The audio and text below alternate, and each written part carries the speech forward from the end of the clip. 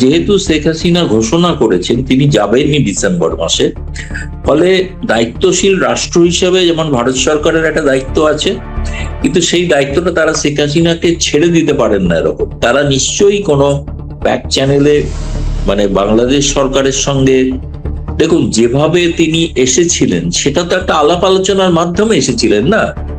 তিনি তো একা একা কোনো সিদ্ধান্ত নেন, কারণ বাংলাদেশ বায়ুসেনার হেলিকপ্টার, তার বিমান তারা চেপে এসছেন, ফলে তারা তো তার সেফ এক্সিট যেটাকে বলা হয়, সেফ এক্সিটের ব্যবস্থা করেছিলেন। ভারতের যে শেখ হাসিনা আছে গত 2 বছর ধরে, আপনাদের মনে একটা প্রশ্ন কি জাগে নাই কখনো, শেখ হাসিনা এখানে স্ট্যাটাসটা কি, সেখানে কি হিসেবে আছে? আপনি যখন ভারতে যান অথবা অন্য কোনো দেশে যান, নানা ধরনের কিন্তু ভিসা আছে। কোনোটা ট্যুরিস্ট ভিসা, কোনোটা বিজনেস ভিসা, কোনোটা ডিপ্লোম্যাটিক ভিসা, কোনোটা অফিসিয়াল ভিসা, নানা ধরনের ভিসার ক্যাটাগরি কিন্তু আছে। তার মানে আপনার ভিসার ক্যাটাগরিটা কি? শেখ হাসিনার ভিসার উনি তো ভিসা নিয়ে যাননি এখান থেকে, তো ওখানে রাষ্ট্র কীভাবে তাকে থাকতে দিয়েছে, কি হিসাবে থাকতে দিয়েছে? উনি কি এখানে বন্দী, উনি কি এখানে গ্রেপ্তার হয়েছেন, নাকি ওখানে অতিথি?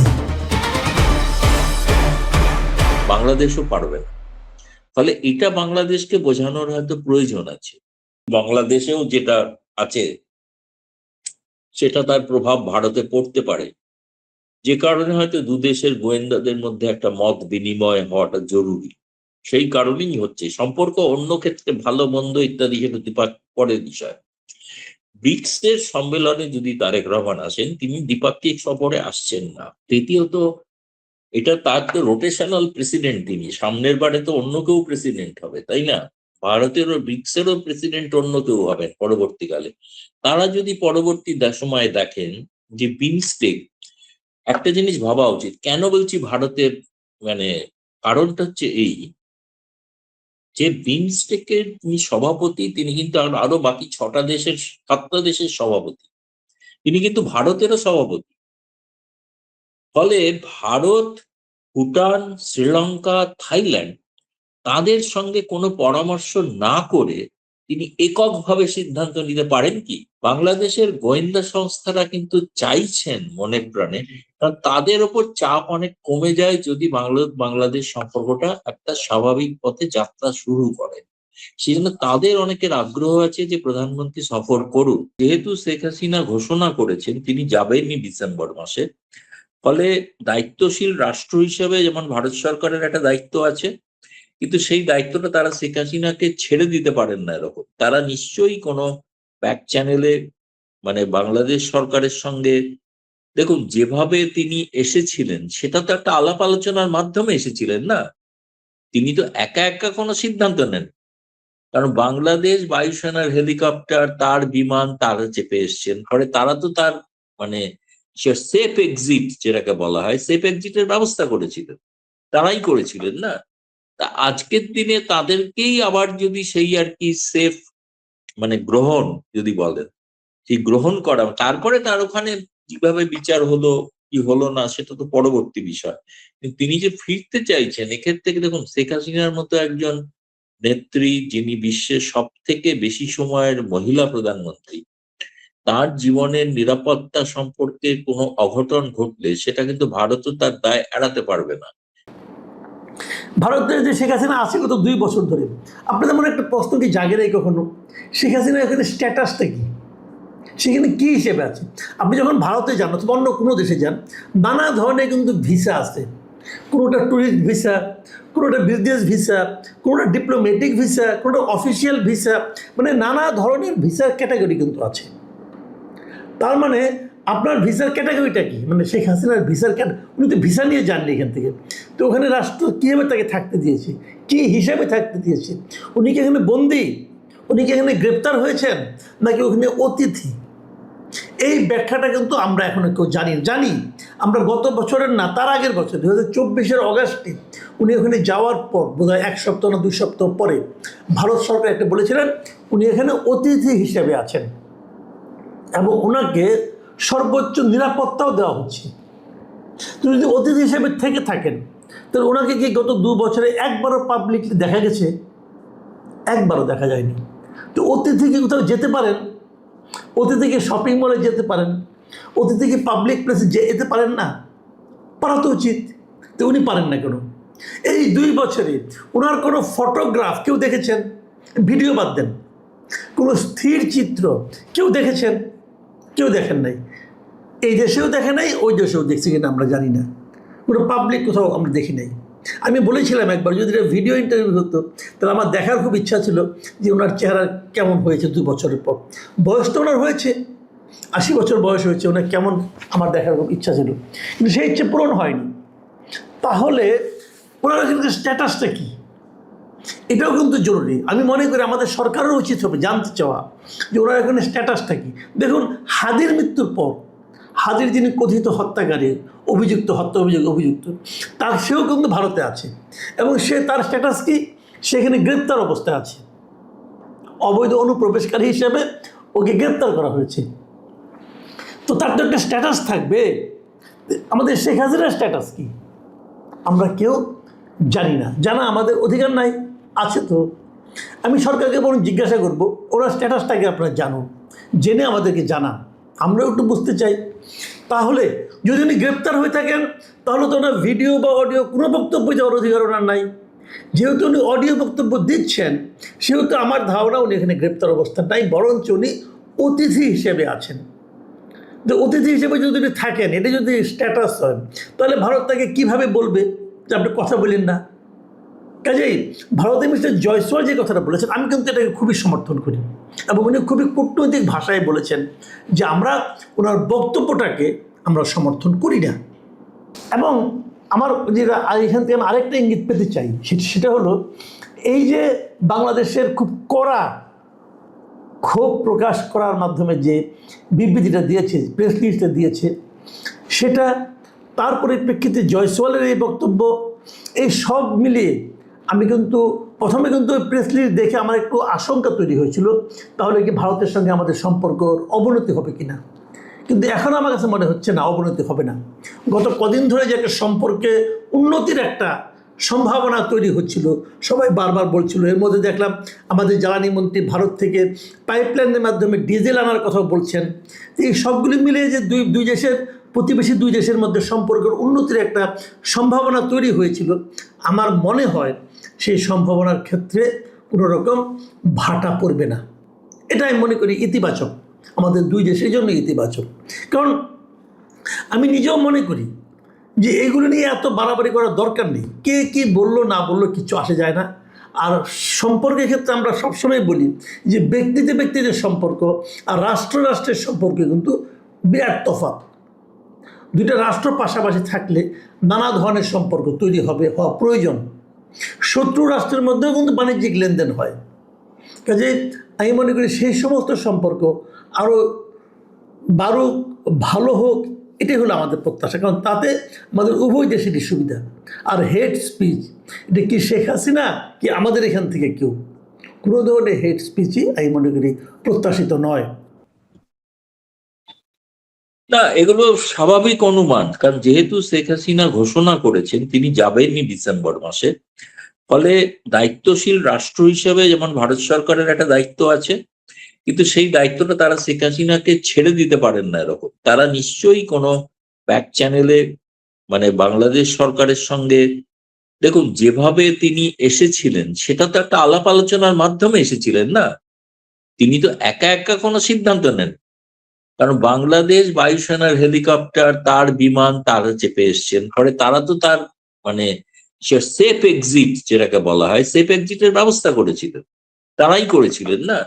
তা আজকের দিনে তাদেরকেই আবার যদি সেই আর কি সেফ মানে গ্রহণ যদি বলেন, সেই গ্রহণ করা, তারপরে তার ওখানে কিভাবে বিচার হলো কি হলো না সেটা তো পরবর্তী বিষয়। কিন্তু তিনি যে ফিরতে চাইছেন, এক্ষেত্রে দেখুন শেখ হাসিনার মতো একজন নেত্রী, যিনি বিশ্বের সব থেকে বেশি সময়ের মহিলা প্রধানমন্ত্রী, তার জীবনের নিরাপত্তা সম্পর্কে কোনো অঘটন ঘটলে সেটা কিন্তু ভারতও তার দায় এড়াতে পারবে না, বাংলাদেশও পারবে না। ফলে এটা বাংলাদেশকে বোঝানোর হয়তো প্রয়োজন আছে যে গোটাটাকে এইভাবে এরকম যে রাস্তাঘাটের যে মন্তব্য করা হয়, আরো এলে ফাঁসিতে ঝুলিয়ে দেবো, এখন এটা এভাবে হয় না। প্রথম কথা, যে বিচার ব্যবস্থার কথা বলা হচ্ছে সেই বিচার ব্যবস্থা সম্পর্কেই তো ভারতের আপত্তি আছে। ভারত তো বলেনি যে আপনাদের আইসিটি ট্রাইব্যুনালের রায় সব সঠিক হয়েছে, এরকম তো কোনো কমেন্ট আজ পর্যন্ত ভারত সরকার করে, তাই না? ভারত সরকার কি বলেছে কখনো যে আইসিটি ট্রাইব্যুনালে যা হয়েছে সব ঠিক? বরঞ্চ যে রায়টা গোটা বাংলাদেশের মানুষ জানে না, যে রায়ের কপি বাংলাদেশের সাংবাদিকরা জানে না, এমনকি আপনিও দেখেননি কোথাও, কোনো কি ওয়েবসাইটে আপলোড করা আছে? আমাদের দেশে কি হয়, একটা জাজমেন্ট হলো, জাজমেন্টটা সুপ্রিম কোর্টের ওয়েবসাইটে দিয়ে দেওয়া হয়, তাই না? এই জাজমেন্টটা সবাই আমরা মুখে মুখে শুনছি তার ফাঁসি হয়েছে, কিন্তু পয়েন্ট হচ্ছে কেন ফাঁসি হয়েছে তার তো একটা ব্যাখ্যা দিয়ে সে জাজমেন্টে যেটাই করে থাকুক, ভুল ভ্রান্তি সঠিক যাই হোক, সেটাকে তো আপলোড করে দেখাতে হবে যাতে গোটা বিশ্ব দেখবে। তো জাজমেন্টের কপি লুকিয়ে রেখেছেন কেন টেবিলের নিচে? এটাই তো অদ্ভুত বিষয়, তাই না? সেই জাজমেন্টটা যেখানে আপনারা কেউ দেখেননি, আপনারা শুধু শুনছেন, এবং সব নেতা মন্ত্রীরা বলে যাচ্ছেন তাকে আইসিটি ট্রাইব্যুনালে ফাঁসি দেওয়া, যে কিভাবে হয়েছে দেওয়া সেটা জানিয়ে দিক না, সেই রায়টা কপাতার, কত কত কত ধরনের ডকুমেন্ট, কত ধরনের সাক্ষ্য প্রমাণ তাতে ব্যবহৃত হয়েছে, সবটাই দিতে হবে না? যার নিয়ম সাধারণত যে কোনো আন্তর্জাতিক বিধি অনুসারে। আর একটা জিনিস বাংলাদেশ সরকার হয়তো জানেন না, সেটা হয়তো বারবার মনে করিয়ে কোনো লাভ নেই, যে ভারত আন্তর্জাতিকভাবে আইসিটি জাতীয় বস্তুকে কখনোই স্বীকৃতি দেয় না। কারণ ভারত সেই আইসিটি গঠনের জন্য যে যে আন্তর্জাতিক বিধি আছে তাতে ভারত স্বাক্ষরকারীও না।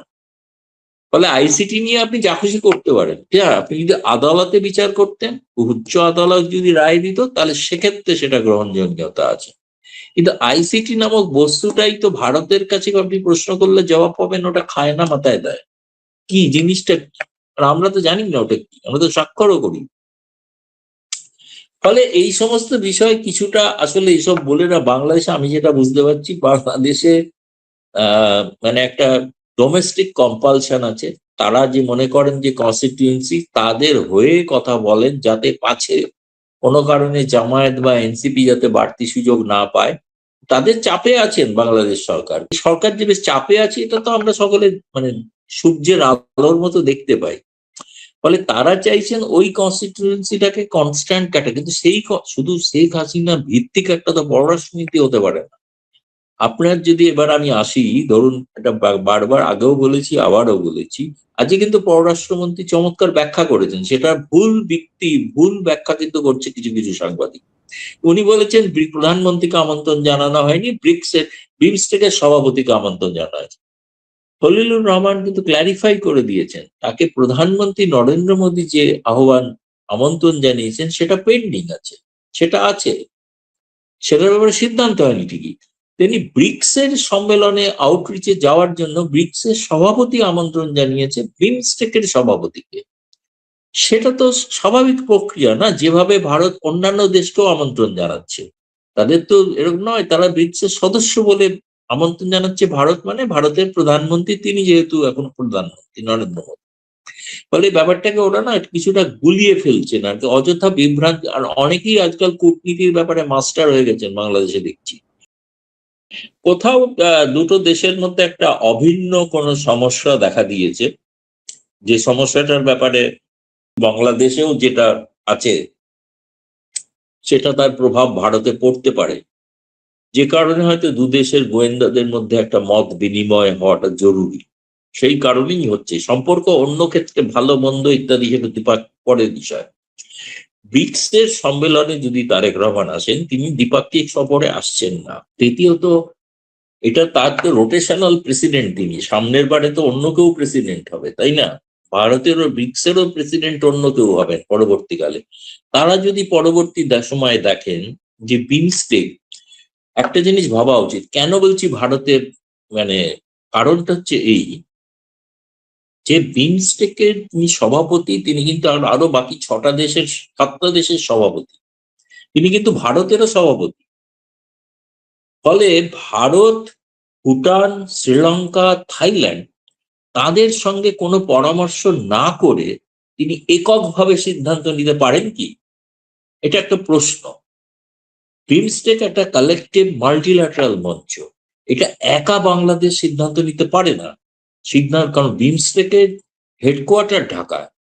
বিমস্টেকের যিনি মহাসচিব ইন্দ্রমণি পান্ডে, তিনিও বলেছেন কিছুদিন আগে ব্যানার্জি সম্মেলন ওখানে করেছেন, সাংবাদিকদের মিলিত হয়েছেন, তিনি আশা করছেন যে বিমস্টেক সম্মেলনের আগামী বছর যেটা হবে সেটা শিখর সম্মেলন, সেখানে সমস্ত রাষ্ট্রের প্রধানমন্ত্রীরা যাবেন, মানে প্রধানমন্ত্রী নরেন্দ্র মোদীও যেতে পারেন।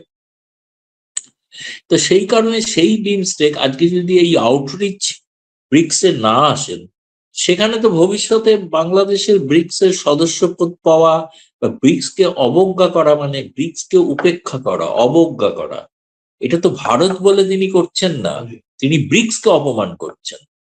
ফলে এইটা আমার মনে হয় একটা রিথিঙ্কিং আছে। আমি এটাও শুনেছি বাংলাদেশের এস্টাবলিশমেন্ট যদি বলেন, বাংলাদেশের এস্টাবলিশমেন্টের মধ্যে একটা দ্বিমত আছে এই বিষয়ে কি করা উচিত। আমি যেটা শুনেছি, আমি জানি, এটাও আমি শুনেছি, বাংলাদেশের গোয়েন্দা সংস্থারা কিন্তু চাইছেন মনে প্রাণে, কারণ তাদের ওপর চাপ অনেক কমে যায় যদি বাংলাদেশ সম্পর্কটা একটা স্বাভাবিক পথে যাত্রা শুরু করে।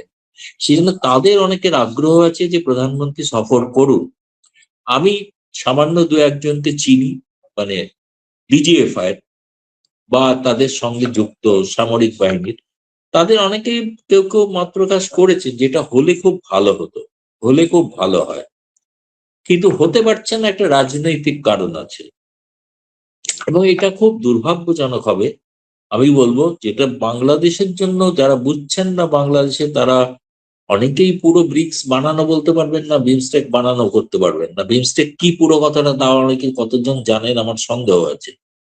তো ফলে তারা যদি একটা আবেগ তাড়িত হয়, কেবল শেখ হাসিনা এই একটা বিষয় দেখিয়ে তারা যদি এ ব্যাপারে সিদ্ধান্ত নেন, ক্ষতি তো বাংলাদেশের করবে। ভারতের কি এসে গেল? ভারত তা এই মাসের শেষে সাংহাই কোঅপারেশনের বৈঠকে যোগ দিতে চলেছে প্রধানমন্ত্রী, তাই না?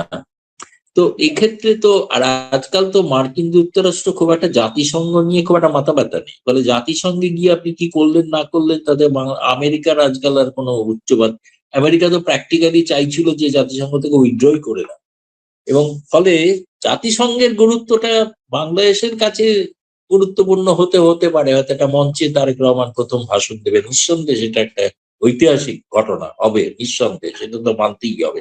কিন্তু তার কতটা র্যামিফিকেশন আছে আজকের দুনিয়াতে, যদি এই মাল্টিল্যাটারাল গোষ্ঠীগুলো যে গড়ে উঠেছিল তার একটাই কারণটা হচ্ছে বৃহত্তর মঞ্চ থেকে সবকিছু করা যাচ্ছে না, তাই ব্রিক্স, বিমস্টেক, এমনকি আরো বৃহৎ ধনী রাষ্ট্রদের সংগঠন যেটা G20, সেখানেও কিন্তু যারা উন্নয়নশীল রাষ্ট্র তারাও সেখানে আজকাল সদস্য হয়েছেন, যাদের মধ্যে ভারত তো আছেই, ব্রাজিল আছে, দক্ষিণ আফ্রিকা আছে, ইত্যাদি ইত্যাদি। ফলে আমার কাছে মনে হয়েছে যে এটা কূটনীতির বিষয়টাকে বাংলাদেশ তাদের ডোমেস্টিক রাজনীতির কারণে, মানে শেখ হাসিনা কেন্দ্রিক রাজনীতির কারণে ওটা ব্যাপারটাকে না তারা গুলিয়ে ফেলছেন এবং ক্ষতি করছেন তাদের নিজেদের। সুতরাং আমার আশা করি আমি যে গোটা বিষয়টাকে, কারণ আজকে খলিলুর রহমানের, যদি আমি ট্রান্সক্রিপ্টটা পেয়েছি, আমি তার ব্রিফিং এর ট্রান্সক্রিপ্ট আমি পড়ে দেখেছি, তিনি বলেছেন যে আপনারা বুঝুন, প্রধান এই ব্রিক্স এর আমন্ত্রণটা হচ্ছে বিমস্টেকের সভাপতিকে, সেটার কেউ কেউ মানে করছেন যে প্রধানমন্ত্রীকে অপমান। আর উনি বলছেন প্রধানমন্ত্রী নরেন্দ্র মোদী তো প্রধানমন্ত্রী তারেক রহমানকে তো আমন্ত্রণ জানিয়ে রেখেছেন, সেটা তিনিই বলছেন, মানে এটা দ্বিতীয় আমন্ত্রণ, তিনি বুঝছেন। কিন্তু সেক্ষেত্রে দুর্ভাগ্যজনক কিছু আপনাদের সোশ্যাল মিডিয়ার সাংবাদিক, তারা নিজেদেরকে অনেক বড় ভাবেন, তারা ভাবছেন যে বিটুইন দ্য লাইন্স, কূটনীতির ভাষায় বলে বিটুইন দ্য লাইন্স পড়া উচিত এবং বডি ল্যাঙ্গুয়েজ দেখা উচিত। কোনোটাই আমার কাছে মনে হয়নি আজকের দিনে যে খুব নেতিবাচক নীতি, ছবি দেখে বলে দেওয়া যায় যে পজিটিভ না নেগেটিভ। এবং ধরুন, আর থেকে বড় কথা, আমি তো আমাদের হাই কমিশনারকে বিশ্বাস করব, তিনি বলছেন যে এটা অত্যন্ত ইতিবাচক, এবং তিনি ব্রিক্সে যাবেন কিনা এই প্রশ্নের উত্তরে বলেছেন সব হবে, সব পজিটিভ। সঠিকই জল্পনা।